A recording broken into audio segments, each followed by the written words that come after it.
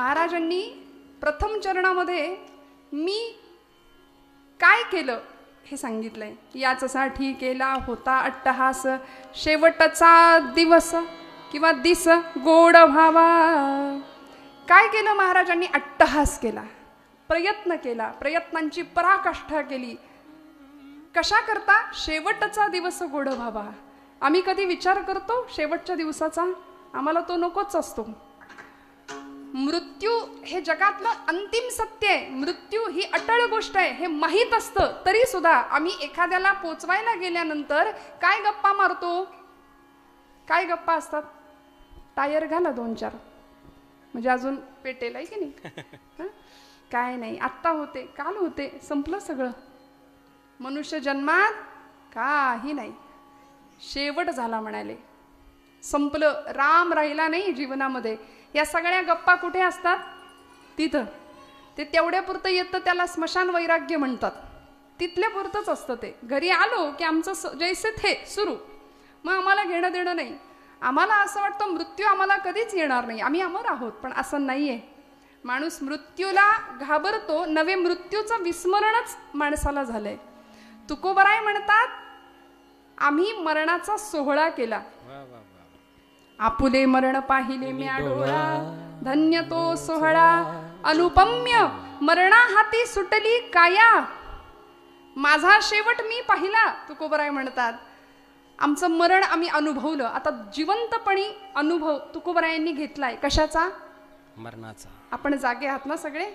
जिवंतपणी अनुभव घेतलाय. कशाचा? मृत्यूचा. आणि मृत्यूचा कुठे सोहळा असतो का हो? पण तुकोबरायांनी काय सांगितलं? धन्य तो सोहळा अनुपम्य. मरणाचा सोहळा केला. तुम्ही आम्ही या मागे या विचारालाही शिवत नाही. हा विचारही तुमच्या माझ्या अंतःकरणाला मनाला शिवत नाही. मरणाचा कुठे सोहळा असतो का? पण महाराजांनी तो केला. नवे साक्षात भगवंत न्यायला आले. लोकांनी याच्यावरही शंका उठवल्या, असं कुठं काही होतं का? वैकुंठातनं विमान येतं का? नाही. महाराजांना विमान आलं न्यायला भगवंतांचं. हे त्रिकाला बाधित सत्य की तुकोबराय वैकुंठाला गेले होते. विठ्ठल विठ्ठल विठ्ठल विठ्ठल विठ्ठल. याचसाठी केला होता अट्टहास, शेवटचा दिस गोड व्हावा. आता निश्चिंतीने पावलो विसावा, खुंटलिया धावा तृष्णेची. महाराज म्हणले यासाठी अट्टहास केला होता. याजसाठी. कशासाठी? साध्य मिळवायचं होतं. कुठलं साध्य? अद्वैत भक्तीचं, भगवंताशी एकरूपत्वाचं. मी म्हणजे पांडुरंग, पांडुरंग म्हणजे मी. देव पहावयासी गेलो तेथे देवाची होऊन ठेलो. हा अनुभव महाराजांना घ्यायचा होता. याजसाठी केला होता अट्टहास. यासाठी अट्टहास केला, प्रयत्न केला. काय प्रयत्न केले? कशासाठी केले? शेवटचा दिस गोड व्हावा. महाराजांनी शेवटाचा विचार केला बरं का, शेवटाचा विचार केला. आता शेवटचा दिवस म्हणजे नेमकं काय? म्हणजे नेमका कुठला दिवस? त्या दिवसाच्या प्रतीक्षेत आम्ही कधीच नसतो. आम्हाला तो दिवस आमच्या आयुष्यात कधीच नको असतो.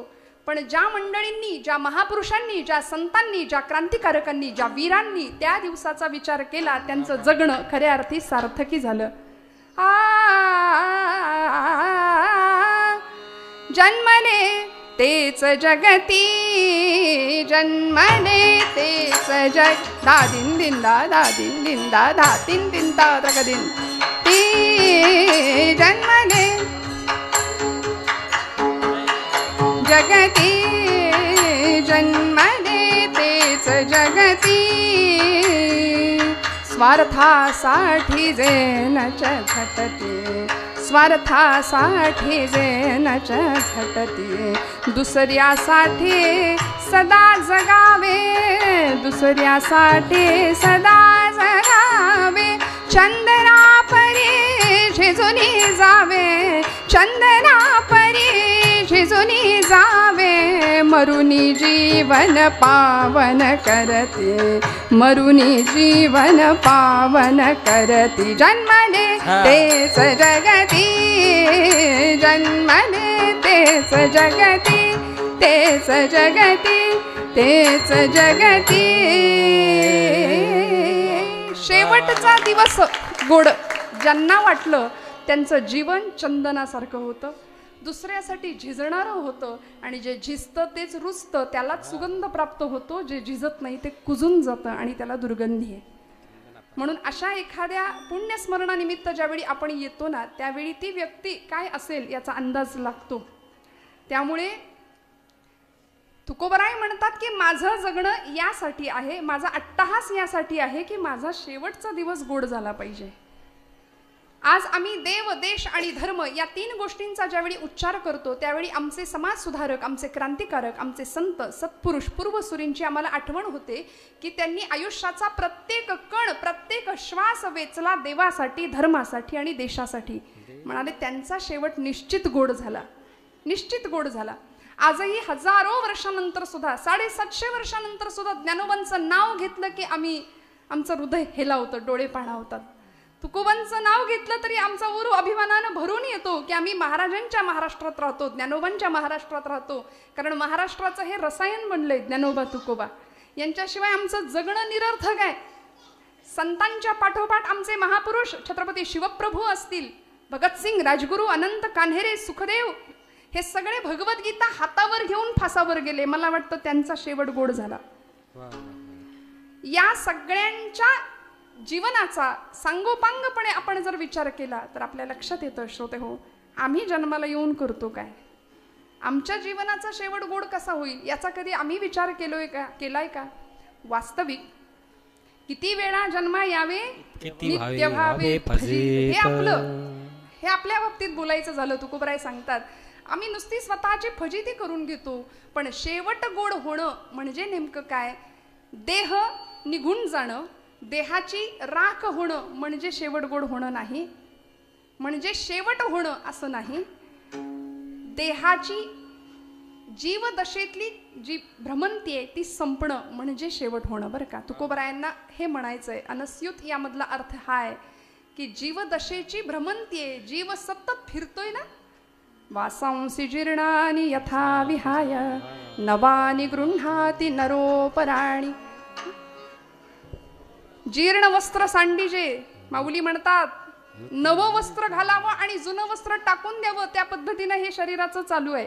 चैतन्य तेच आहे, प्रत्येक वेळी देह बदलतो आणि आम्ही त्या चक्रामध्ये अडकतो. पुनरपि जननम पुनरपि मरणम पुनरपि जननी जठरे शयन यह संसारे खलु दुस्तारे कृपया पारे पाई मुरारे. भज गोविंदम भज गोविंदम गोविंदम भज मूढमते भज गोविंदम भज गोविंदम गोविंदम भज मूढमते.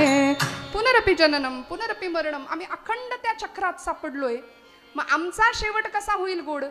कोणता असेल शेवट आमचा याचा विचार करत असताना मला असं वाटतं शेवट गोड होणं म्हणजे नेमकं काय? कधीतरी आमच्या संतांकडे बघावं. ज्यावेळी पांडुरंगाच्या पायरीवर सुद्धा बसू दिलं जात नव्हतं असे आमचे चोखोबा, पायरीवर सुद्धा ही नयाती मी महार पूर्वी निळाचा अवतार. मला बसता येत नाही, सगळे लोक धक्का मारून हाकलून द्यायचे. अरे चोख्या, देव भ्रष्ट झाला, विटाळ झाला, चाल बाजूला हट म्हणून हाकलून द्यावं, ढकलून द्यावं चोखोबांना. का हो? देवावर सावली पडू देत नव्हते असा 750 वर्षापूर्वीचा काळ कर्मठांच्या वर्चस्वाखाली असलेला. संधी मिळाली की कर्मठ, ही कर्मठाची खरी व्याख्या माझ्या मते. विठ्ठल विठ्ठल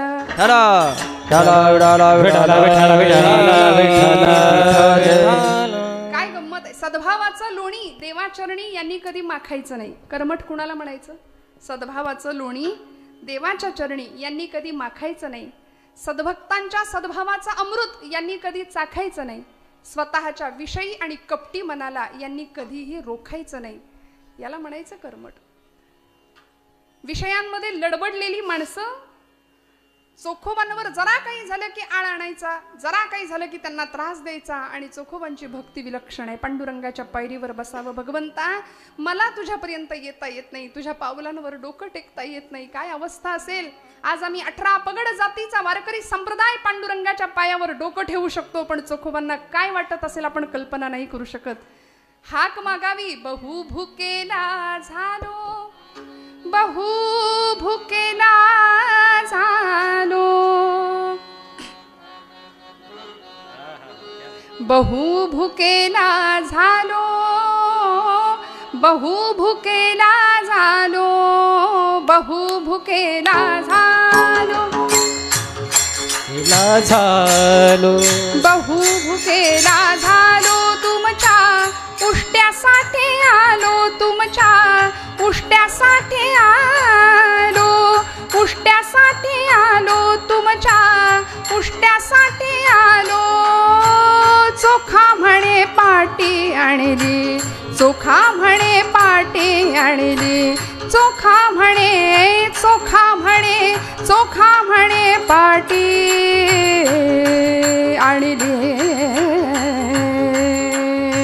चोखा म्हणे पाटी आणली चोखा म्हणे पाटी आणली उष्ट्यासाठी आणली तुमच्या उष्ट्यासाठी आणली तुमच्या उष्ट्यासाठी आणली मायबाप जोहार मायबाप जोहार जोहार मायबाप जोहार जोहार मायबाप जोहार मायबाप जोहार मायबाप मायबाप मायबाप जोहार मायबाप जोहार जोहार मायबाप जोहार तुमच्या महालाचा मी महार तुमच्या महालाचा मी महार मायबाप जोहार मायबाप जोहार जोहार मायबाप जोहार जोहार घालावा चोखोबांनी पण नाही हो पांडुरंगाची कृपा झाली आणि काय व्हावा जीवनाचा शेवट तोही असा तसा नाही खऱ्या अर्थी गोड झाला खऱ्या अर्थी जीवदशेतनं मुक्तता मिळाली पांडुरंगाच्या अगदी जवळ सानिध्य मिळालं मंगळवेढ्याच्या गावकुसवाच्या तटबंदीचं काम चालू असताना भिंत अंगावर कोसळली असंख्य कामगार मृत्युमुखी पडले नामदेव महाराज धावत आले पांडुरंगा चोख्या गेला चोखोबा गेले भगवंतांनी सांगावं माझा शेला घ्या आणि या शेल्यामध्ये चोखोबांच्या अस्थी गोळा करून आणा या कर्मठांनी या लोकांनी चोखोबांना माझ्या पायरीवर सुद्धा बसू दिलं नाही ना आता कळेल चोखोबांच्या दर्शनाशिवाय माझं दर्शन मिळणं शक्य नाही भक्ताला असा अधिकार प्राप्त करून दिला आणि पांडुरंग परमात्मा सांगतात चोखोबांच्या अस्थी गोळा करून आणा प्रश्न पडला नामदेव स्वतः गेले लोकांना पाठवलं अस्थी उचलावी भगवंतांनी सांगितलं होतं कानाला लावा विठ्ठल विठ्ठल विठ्ठल आवाज आला जमेला धरा नाही आवाज आला फेकून द्या ज्या अस्थीमधून ज्या हाडामधून विठ्ठल विठ्ठल असा नाम यावं ती अस्थी गोळा करावी असं करत करत चोखोबांच्या सगळ्या अस्थी गोळा केल्या काय आदर्श आहे भक्तीचा नुसतं नाम घेतलं पण ते नाम झिरपत झिरपत झिरपत हाडापर्यंत हाडा मांसामध्ये रक्तामध्ये पोहोचलं रोम रोम विठ्ठलमय झालं असे आमचे चोखोबा आणि त्या अस्थी गोळा करून आणून पांडुरंगाच्या समोर चोखोबांची समाधी भगवंतांच्या म्हणण्यानुसार नामदेवांनी स्वतः बांधली आहे हा अधिकार चोखोबांचा शेवट गोड व्हावा तर असा श्रोते हो कोणता शेवट तो गोड व्हायचा म्हणजे नेमकं काय आणि त्याच्यासाठी अट्टाहास करायचा म्हणजे नेमकं काय करायचं अभंगाचं दुसरं चरण आता आता निश्चिंतीने पावलो विसावा आता निश्चिंतीने पावलो विसावा आता निश्चिंतीने पावलो विसावा आता निश्चिंतीने पावलो विसावा कुंडलिया धावा तृष्णेचे या कुंडलिया धावा रे कुंडलिया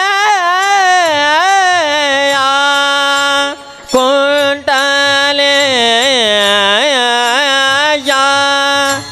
कुंडलिया धावा तृष्णेचे या कुंडलिया धावा तृष्णेचे आता निश्चिंतेने पावलो विसावा आता निश्चिंतेने पावलो विसावा कुंडलिया धावा तृष्णेचे या कुंडलिया धावा तृष्णेचे या आता निश्चिंतेने पावलो विसावा हाताने देणे पावलो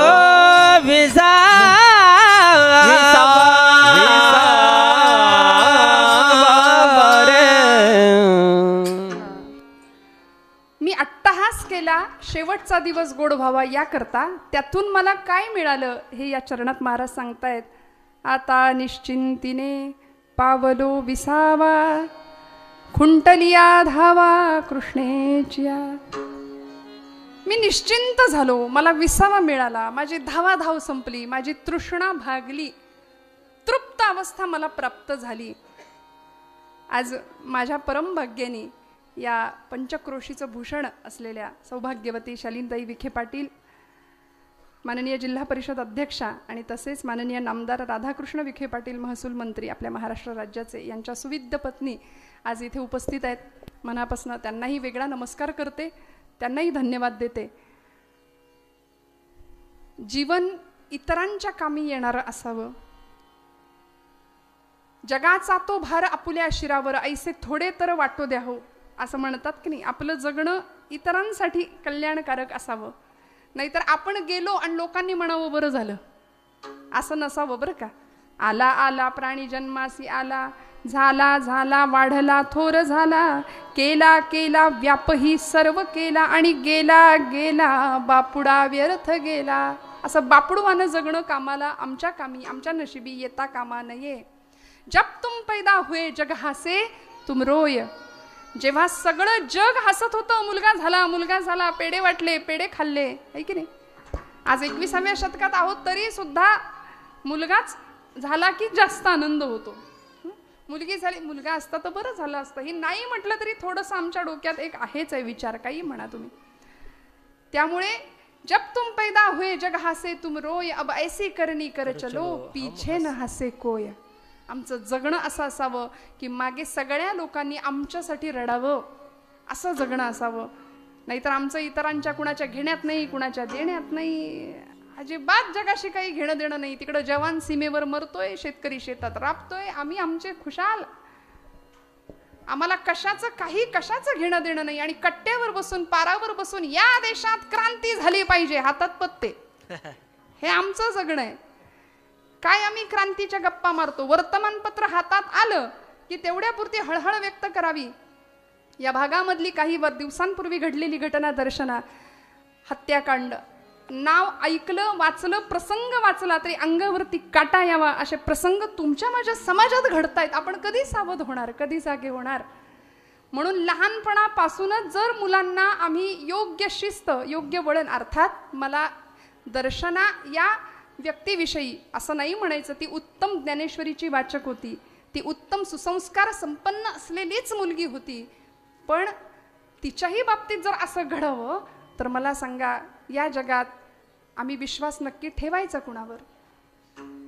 मला असं वाटतं की कुठे विश्वास ठेवावा आणि कुठे नाही, हे जर लहानपणापासून आम्ही पोरांना शिकवलं ना, आई वडिलांनी मुलींना एवढं जरी सांगितलं की या जगात तुझ्यावर मनापासून प्रेम करणारं किंवा तुझ्यावर तू विश्वास ठेवावा असं एकमेव ठिकाण म्हणजे माता आणि पिता, याशिवाय दुसरं कुणीच नाही जगात कोणी नाही.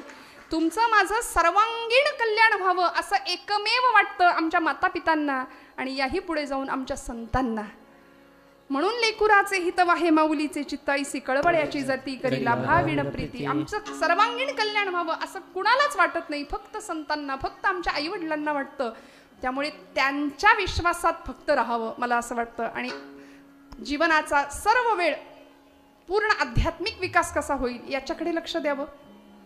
महाराज म्हणाले शेवटचा दिवस गोड व्हावा, आता निश्चिंतीने पावलो विसावा. आता मी हे केलं, अट्टहास केला म्हणून काय झालं, वर्तमानात बोलतायत महाराज. या अभंगाची रचना जर आपण बारकाईने बघितली तर पहिलं आणि तिसरं चरण हे भूतकाळात आहे, मी हे केलं झालं करून.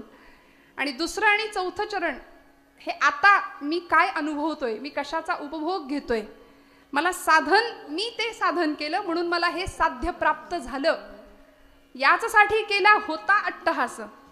शेवटचा दिस गोड व्हावा आता. मग काय झालं, निश्चिंतीने पावलो विसावा, कुंटलिया धावा तृष्णेचिया. त्यामुळे मला हे आता प्राप्त झालंय. तुकोबरायांची धावा धाव संपली, मुळात ती कधीच नव्हती हो. दुष्काळामध्ये सगळं गेलं 14 पोती भरून उरतील एवढी कर्ज खत होती, सगळी पाण्यामध्ये बुडवून टाकली. इंद्रायणीच्या गाथा बुडवून टाकली, सगळंच गेलं. आम्ही सदैव सुडके अशी अवस्था तुकोबरायांची व्हावी. पण तरी सुद्धा विठ्ठला समोर उभं राहावं आणि सांगावं, विठ्ठला लोक म्हणतात मला तुझं वेड लागलंय. खरंच का रे, मी गातो नाचतो आनंदे, वेडा झालो मी तव छंदे. आता निश्चिंतीने पावलो विसावा. विश्रांतीचं विसावा घेण्याचं एकमेव ठिकाण आहे ते म्हणजे भगवंताचे पद पाय. का हो, अनुभूती मिळाली होती. या हृदयामध्ये मी रामू, असता सर्व सुखांचा आरामू, परिभ्रांतासी कामू विषयांवरी. आला भगवंत इथे. काय अनुभव घेतला? भगवंतांनी सांभाळलंय प्रत्येक क्षणात. शेवट गोड व्हावं म्हणजे काय, शेवटच्या क्षणाला सुद्धा भगवंत सांभाळतो. निर्वाणी गोविंद असे मागे पुढे, निर्वाणी गोविंद असे मागे पुढे, निर्वाणी गोविंद असे मागे पुढे, निर्वाणी गोविंद असे मागे पुढे. काहीच साकडे पडोने दी, काहीच साकडे पडोने दी, हो काहीच साकडे पडोने दी, काहीच साकडे पडोने दी. पडिये देह भाव झाला नारायण, विषय तो त्यांचा झाला नारायण, नारायण नारायण, विषय तो त्यांचा झाला नारायण, विषय तो त्यांचा झाला नारायण. हे विषय तो त्यांचा झाला नारायण,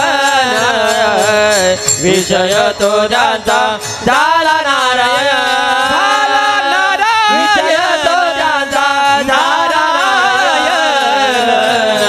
विषय तो त्यांचा झाला नारायण, झाला नारायण, झाला नारायण.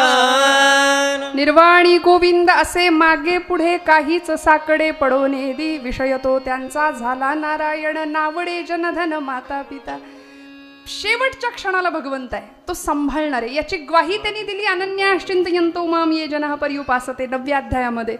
या पुढे जाऊन भगवंत म्हणतात, यदि वातादि दोषेण मद्भक्तां मां हि विस्मरेत, अहं स्मरामि तं भक्तं ददामि च परां गतिं. शेवटच्या क्षणाला जर आयुष्यभर ज्यांनी माझं नाम घेतलंय असा माझा भक्त शेवटच्या क्षणाला आधी व्याधींनी ग्रासला, मानसिक त्याला विस्मरण झालं, तर मी त्याला स्मरण करून देतो, माझं त्याला गती देतो.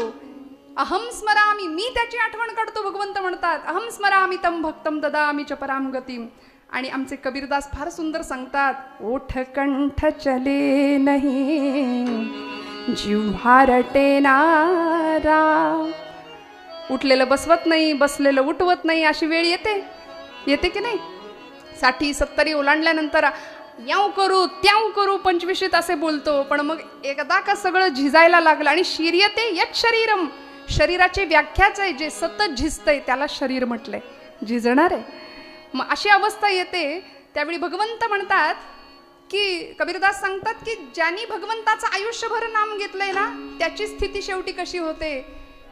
ओठ कंठ चले नाही जिव्हा रटे ना राम. लांब म्हणायला लागतं, आले लांब आले लांब, लांब लांब आले आले, आले कुठनं आले कुठनं, है की नाही. जिव्हा रटे ना राम, राम हमारा जप करे हम बैठे आराम, कबीरा हम बैठे आराम, कबीरा हम बैठे आराम.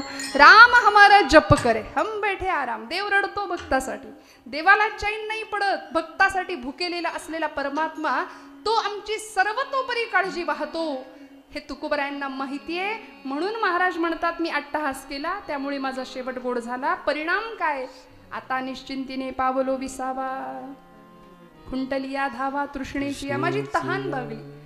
मी तृप्त झालो, आमची तहान भागत नाही, आम्ही तृप्त नाही, सतत धावतोय, इतकी धावाधाव आयुष्यात करतोय, समाधान नाही, सुख नाही, शांती नाही, स्वास्थ्य नाही, सगळं घरात आहे, सगळ्या सुखांचा उपभोग आम्ही घेतो, सगळं आहे, किचन सेट आहे, डायनिंग सेट आहे, सोफा सेट आहे, पण सोफ्यावर बसलेला माणूस कायम अपसेट आहे, कायम दुःखी, सगळं आहे आमच्याकडे बघा तुम्ही, पण त्याचा उपभोग आम्ही घेऊ शकत नाही, स्वास्थ्य नाही, धड कोण कुणाशी बोलायला तयार नाही, संवाद संपला, घरात दोन माणसं एकत्र एकमेकांशी बोलायला तयार नाहीत, वडीलधारक माणूस घरामध्ये समोर बसले, तरुण अगदी तरुणाबांड एखादा 20-25ला पोरगा समोर आहे, बाप आपल्याशी काहीतरी बोलतोय, लक्ष नाही, मोबाईल मध्ये डोकं आहे, त्याचं तोंड आहे. किती आम्ही अपमान करतो आमच्याच मातापित्यांचा, आमच्याच वडीलधाऱ्यांचा. कधी सांगावं लागेल हे सांगण्याची फार गरज आहे आता पोरांना. हातामध्ये मोबाईल आहे, वडील काहीतरी महत्वाची गोष्ट आम्हाला सांगतायत, आम्ही ऐकून न ऐकल्यासारखं करावं, मोबाईल मधलं डोकं वर नाही काढायचं आणि मग कपाळाला 100 आट्या पाडून काय आहे असं विचारायचं. मग बोलायची इच्छा होईल समोरच्या माणसाची, कसा संवाद होईल घराघरामध्ये, कशी नाती फुलतील आमची, कसं आमचं घर आनंदाने पंढरीत गोकुळाचं सुख घरामध्ये निर्माण होईल. मला सांगा, एकाचं तोंड इकडं एकाचं तोंड तिकडे, जेवायला आम्ही एकत्र बसत नाही, टीव्ही समोर असतो. आता तर उभ्यानी जेवायची पद्धत आहे, आम्ही सोफिस्टिकेटेड झालो. पूर्वीच्या काळी लोक वाढणारी माणसं वाकून आग्रह करून वाढायची, बसणारी लोक छान पंक्तीला बसायची, घ्या लाडू घ्या, बुंदी घ्या, आग्रह असायचा.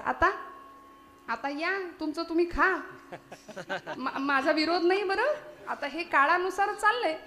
पण एक गंमत होती, लोकांनी हा काळ अनुभवलाय बरं का, जुन्या लोकांनी हा काळ अनुभवलाय.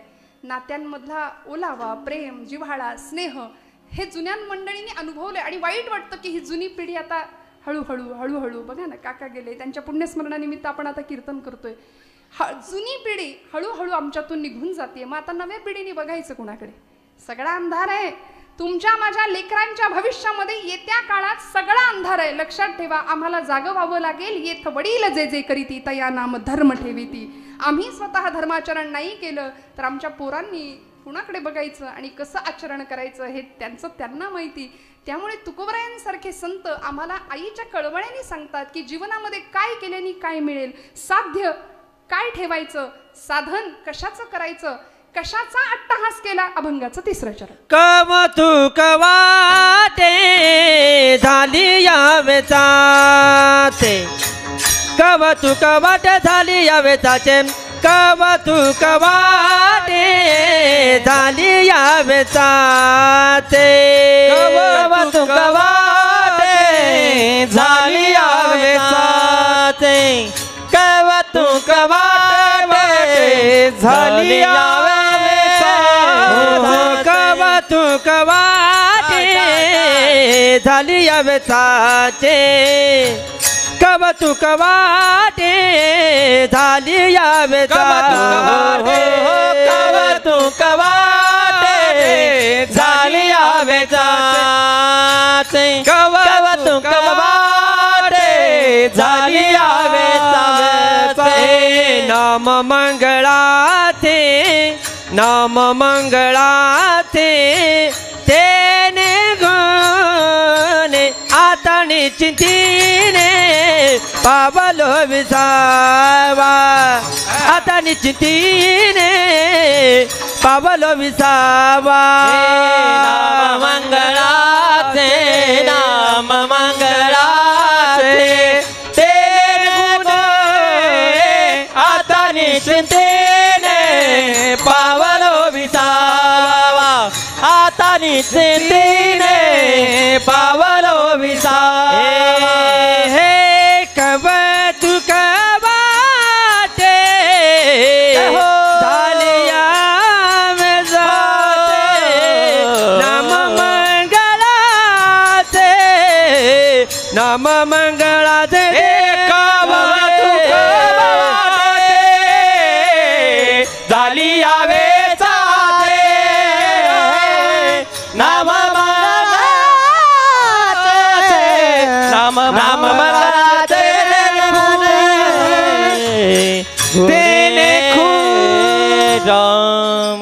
कुणी किती वाढवा सांगितलं तरी माझ्याकडे आज आज माझा दिवस आहे असं समजूया. विठ्ठल विठ्ठल विठ्ठल विठ्ठल विठ्ठल याचं कारण सांगते श्रोते हो. कीर्तनामध्ये भक्ती हे अध्यात्म, भक्ती हे बेसमेंट आहे की नाही, पाया भक्तीच आहे.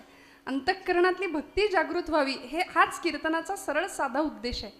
आमच्या कीर्तनासाठी तरुण मंडळी कमी पण ज्येष्ठ मंडळी जास्त असतात. बरोबर आहे की नाही? हो म्हणा. बघा आहे की नाही? आमची जबाबदारी आहे, तरुणांनी कीर्तनाला आलं पाहिजे. तरुण मंडळी कमी राहतात आणि लोकांना असं वाटतं की अध्यात्म, कीर्तन, प्रवचन, श्रवण हे सगळं रिटायरमेंट नंतर करावं. आता काय करायचं करून. त्यामुळे मग ज्येष्ठ मंडळींच्या आरोग्याची जबाबदारी आमच्याकडे. बरोबर आहे ना? हो म्हणा. विठ्ठल विठ्ठल विठ्ठल विठ्ठल विठ्ठल. तुम्ही म्हणाले यांनीच का घ्यायची जबाबदारी? अहो हे फार मोठं काम आहे ना. मग तरुण मंडळी सुद्धा 20 वर्षांनी 10 वर्षांनी आत्ता जसं ऐकायला येते तसं नाही येणार मग परत. त्यामुळे जपलं पाहिजे. कानाचे दडे बसावे, तेवढा आवाज, एवढा लाऊडनेस काही गरजेचा नाहीये. म्हणून म्हटलं राग मानू नका महाराज. विठ्ठल विठ्ठल विठ्ठल विठ्ठल विठ्ठल हरी विठ्ठल. कवतुक वाटे झाली या वेचाचे. बरोबर आहे. आता नका हलू. नाम मंगळाचे तेणे गुणे आता निश्चिंतीने पावलो विसावा. कुंटलिया धावा तृष्णेची या. महाराज म्हणाले माझंच मला कौतुक वाटतंय. का? कारण माझ्या जीवनाचा वेच झाला. आम्ही कधी आमच्या जीवनाचा वेच केलाय का? आमच्या जीवनाचं सार्थक व्हावं याकरता काही वेगळे प्रयत्न केलेत का? अरिस्टॉटल नावाचा तत्ववेत्ता म्हणाला change is the only constant thing. या जगामध्ये, जीवनामध्ये बदल ही एकमेव अशी गोष्ट आहे की ती जी स्थिर आहे. परिवर्तन हा जगाचा नियम आहे. परिवर्तन हा संसाराचा नियम आहे. संसरते इति संसार हा अखंड सरकतोय. परिवर्तन आहे. मग या परिवर्तनामध्ये हे सगळं घडत असताना आम्ही आमच्या जीवनाचा वेच करण्याचा कधी प्रयत्न केलाय का? तर आमच्याकडे उत्तर नाही असं आहे बहुतेक. हो ना? नाहीये, कधीच नाही. आई मुलाला सांगते बाळा सहलीला चाललायस, डबा देते भरून. संतांनी सुद्धा आम्हाला शिदोरी दिली आहे. गाथेची, ज्ञानेश्वरीची, दासबोधाची, भागवताची. ही शिदोरी आम्ही जवळ बाळगली पाहिजे. अगदी वयाच्या 5व्या वर्षापासून, 3ऱ्या वर्षापासून मी म्हणेन. जसं सहलीला जाणाऱ्या पोराला आई डबा भरून देते. ऐकताय ना सगळे? लक्षपूर्वक ऐका. आई बाळाला डबा भरून देते आणि सांगते किती पोळ्या देऊ डब्यात. तो मुलगा म्हणतो 1 दिवसाचं ट्रेकिंग आहे, जाऊन माघारी यायचंय. रोज मी 4 चपात्या खातो, आज मला 6 पोळ्या दे डब्यात भरून. पण आई तुमच्यासारखी होती हो. ती आई काय केलं असेल हो? 20 चपात्या भरल्या डब्यात. ने म्हणली. मुलगा म्हणाला माझ्या आईला काही अक्कलच नाही. हे एवढं ओझं कधी सावरू मी. मी म्हटलं 4-6 पोळ्या भर डब्यात, एवढं डबा दिलाय, आता मी हे सगळं घ्यायचं पाठीवर आणि चढायचं डोंगर. आई म्हणली असू दे रे, ओझं समजू नकोस, वागव, ओझं समजू नकोस. ही शिदोरी आहे तुझ्यासाठी, ही शिदोरी आहे. आता मॅगी आणि पिझ्झा पास्ता देणाऱ्या आयांना डब्यामध्ये त्यांना या शिदोरीचं महत्व नाही कळणार. पण आई काय करत होती? ही शिदोरी आहे, हे घे. म्हणून संतांना आम्ही माऊली का म्हटलं? संत म्हणतात ही शिदोरी आहे. सहलीला सुरुवात झाली, आयुष्याला सुरुवात झाली, जन्म झाला जीवाचा. हळूहळू लहानाचा मोठा व्हायला लागला. चरपट पंजरीमध्ये भगवतपूज्य शंकराचार्य म्हणाले बालस्तावत क्रीडासक्तः तरुणीस्तावत तरुणी रक्तः वृद्धस्तावत चिंतामग्नः परे ब्रह्मणी कोपी न लग्नः. परब्रह्माची जीवाशिवाची गाठभेटच होईना. बालपण गेलं खेळण्यात, तरुणपण गेलं धुंदीत विषयांच्या, म्हातारपण चिंतेत गेलं. मग कधी होणार जीवात्म्याची शिवात्म्याशी भेट? त्यामुळे संत म्हणतात हा डबा, ही शिदोरी हातात घे. 5व्या वर्षी चल हरिपाठ सुरुवात कर पाठ करायला. 6व्या 7व्या वर्षी घ्या भगवद्गीता हातात, देऊया आमच्या पोरांच्या हातात भगवद्गीता. 8व्या 10व्या वर्षी पावली मस्त नाचलंच पाहिजे आमच्या घरातलं बाळ हरिपाठामध्ये. अजून थोडा मोठा झाला द्या ज्ञानेश्वरी हातामध्ये, अजून थोडा मोठा झाला द्या भगवद्गीता हातामध्ये, द्या गाथा हातामध्ये. तो मुलगा सहल त्याची सुरू झाली. आधी काय म्हणत होता? आईनं ओझं दिलंय, ओझं दिलंय. पण एक वेळ आली, गुरुजी म्हणले चला बाळांनो डबे उघडा. मस्त झाडाच्या सावलीत सगळे खायला बसले आणि सुरुवात केली. पहिल्याच दणक्यात 4 चपात्या हाणल्या. आधी काय म्हटलं? डब्याला फक्त 6च दे. आता सुरुवातीला 4-5 संपल्या. मग हा डबा दिवसभर कसा पुरला असता. मग लक्षात आलं माझी आई किती ग्रेट आहे, माझी आई किती भारी आहे. म्हटला मी नको म्हणत असताना एवढा डबा दिला, मला गरज आहे, संध्याकाळपर्यंत लागेल मला हे. ऐका, मी दृष्टांत एवढ्यासाठीच हा सांगते. संतांना आम्ही आई म्हणतो. संतांनी आम्हाला शिदोरी दिली आहे भागवताची, ज्ञानेश्वरीची, गाथेची, हरिपाठाची. ती जर शिदोरी आम्ही शेवटपर्यंत वागवली ना, 25व्या वर्षी, 40व्या वर्षी, 50व्या वर्षी, 60व्या वर्षी, 70व्या वर्षी, मग आमची ही आयुष्याची सहल पुढे पुढे पुढे जाते. आणि थोडंसं वाईट बोलते, अजिबात वाईट वाटून घेऊ नका, अजिबात रागवू नका माझ्यावरती. 60 नंतर 70 नंतर जगाने दिलेलं नाकारलेपण जेव्हा वाट्याला येतं की नाही, की तुम्ही आता आमच्या घरात नाही राहिला तरी चालेल, हे जेव्हा मिळतं नशिबाला, बापालाच, ज्यांनी हाडाची काडं रक्ताचं पाणी करून घर बांधावं, घरामध्ये पोरांना आसरा द्यावा आणि त्या पोरांच्याच घरात, त्याच घरात आपल्यालाच जागा नसावी. वाईट वाटतं. व्हॉट्सअपवरचा परवाचा मेसेज आहे, भारतामध्ये वृद्धाश्रमांची संख्या हिंदू धर्मातल्या, म्हणजे हिंदू धर्मातल्याच लोकांची वृद्धाश्रमाची संख्या जास्त आहे. मुस्लिम पंथामध्ये, धर्मामध्ये बघा, एकही आई वडील वृद्धाश्रमात गेलेले दिसत नाहीत. आमची हिंदूंचीच आई वडील का बरं वृद्धाश्रमात जास्त जातात? आमच्या संवेदना बोथट झाल्या, आमची मन खरबडीत झाली, रस्ते डांबरट झाले तशी मनही आमची डांबरट झाली. फार फार आम्ही रसातळाला चाललो, संस्कृतीच्या नावाखाली अधपतन होत चाललंय. याचं लक्ष नाही, याच्याकडे आमचं लक्ष नाही. याकरता ही शिदोरी शेवटपर्यंत घ्यायची आणि मग जगाने दिलेलं नाकारलेपण सुद्धा पचवायची ताकद आमच्यामध्ये निर्माण होते आणि मग आमचा शेवट गोड झाल्याशिवाय राहत नाही. साठी केला होता अट्टहास, शेवटचा दिस गोड व्हावा, आता निश्चिंतीने पावलो विसावा, खुंटलिया धावा तृष्णेचिया. महाराजांनी अशा मुक्तीचा अनुभव घेतला. अध्यात्मशास्त्रामध्ये 4ही मुक्तींचं वर्णन केलंय. माझ्याकडे वेळ आता अगदीच कमी आहे, कमी म्हणजे बऱ्यापैकी संपलाच आहे. खरं तर 10 वाजताचं कीर्तन आपण 11ला सुरुवात झाली आहे, म्हणजे मी इथे 11ला आले, पंचपदी झाली असेल 10:30ला सुरू.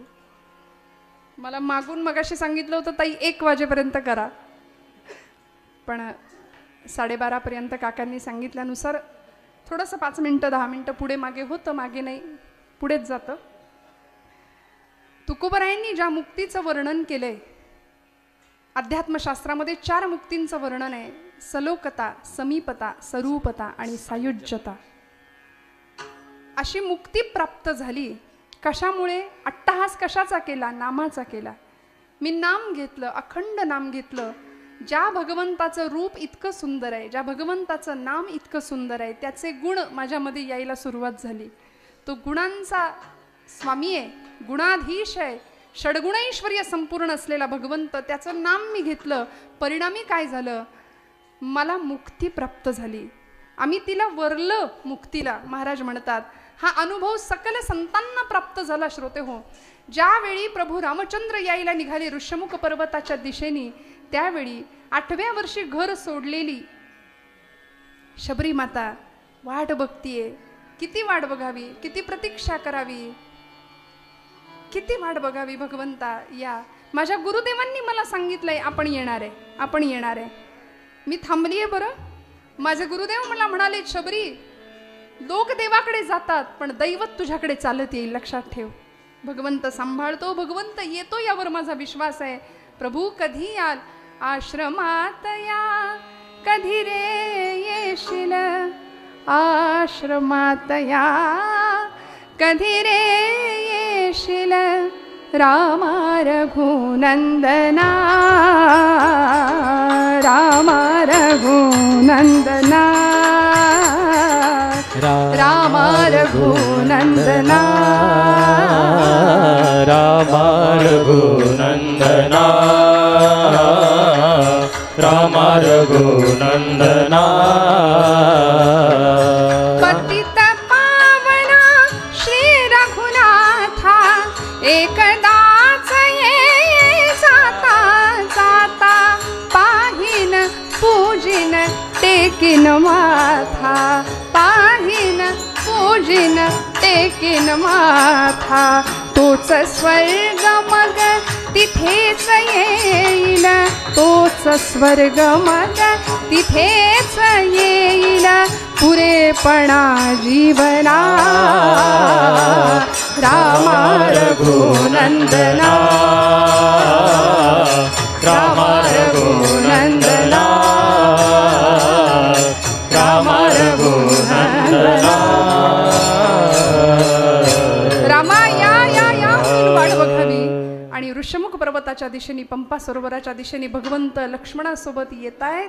निढळावर हात ठेवून शबरीने पाहावं. भगवंता या, असे या, इकडून या, असे या, असं करत करत करत एक लाकडाचा ओंडका होता. शरीराची अवस्था जर बघाल काय भक्तीची परिसीमा असावी. अक्षरशः शरीरावर हाडाचा नुसता सापळा होता. मांसाचे लचके गिधाडे कावळे तोडून नेत होते शबरी मातेच्या. वर्णन आहे, माझ्या पदरचं काही नाही सांगत. ती सांगते कागा कागा सब कुछ खाइए चुन कर मेरा मांस. सगळं खा म्हणाली, पण माझे 2 डोळे मात्र फोडू नका. लेकिन 2 नयन मत फोडिये प्रभु मिलन के आस. इतकी वाट बघावी. भगवंत आले, डोळे भरून भगवंताकडे पाहतीये. विनवित शबरी रघुराया ते तुझसाठी आणली मी बोरे. भागला भुकेला असशील जरी तू देवा जमविला रानचा हा मेवा.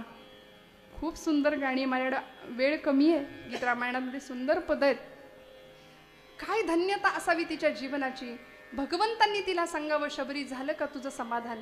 तिने बोरांचा द्रोण समोर ठेवला. भगवंतांनी घ्यावा. एक एक बोर उष्ट केलेलं. लक्ष्मणांनी सांगितलं दादा आता हिची पूजा स्वीकारली इथपर्यंत ठीक आहे, हे घेतल्यासारखं करा, आपण खाऊ नका. लक्ष्मणाच्या हातात पहिली मूठ भरून दिली. लक्ष्मणाने घेतल्यासारखं करावं, मागच्या मागे टाकून द्यावं. काय झालं. धन्य मी शबरी श्रीरामा लागली श्री चरणे आश्रमा. लागली श्री चरणे आश्रमा. धन्य मी शबरी श्रीरामा लागली श्री चरणे आश्रमा. लागली श्री चरणे आश्रमा. का सौमित्रे. लक्ष्मणाने बघावं. शबरी विचारते अरे शंकित नजरेने बघू नको, ही बोरं साधी सुधी नाहीये. का सौमित्रे शंकित दृष्टी अभिमंत्रित ही नभेत उष्टी. या वदनी तर नित्यनाद तो. या वदनी तर नित्यनाद तो. वेदांचा मधुरी माला लागली श्री चरणे आश्रमा. लागली श्री चरणे आश्रमा. रामा रामा हे घ्या म्हणून शबरीच्या प्रसादाचं सेवन करावं भगवंतांनी. आणि अंतःकरणपूर्वक असलेली ती भक्ती पाहिली. प्रभू विचारतात शबरी झालं का तुझ्या मनासारखं. ती म्हणाली हो. ज्ञान कर्म भक्ती आणि वैराग्य हे 4 फाळ लावलेले नांगर, त्या नांगरांनी जमीन अंतःकरणाची अशी सुपीक करून ठेवली. आणि आता हृदय हे आपुले चौफाळुनी या भले वरी बैसऊ पाऊले. श्री गुरूंची या न्यायानी तिथे स्थान दिलं. म्हणाली इथे चितार असते, चितेमध्ये उभी राहते. स्वतःच्या हाताने मला अग्नी द्या. बस सलोकता समीपता स्वरूपता आणि आता सायुज्यता मुक्ती मला प्राप्त होऊ दे. तुकोबराय हाच आशय शेवटच्या चरणात व्यक्त करता.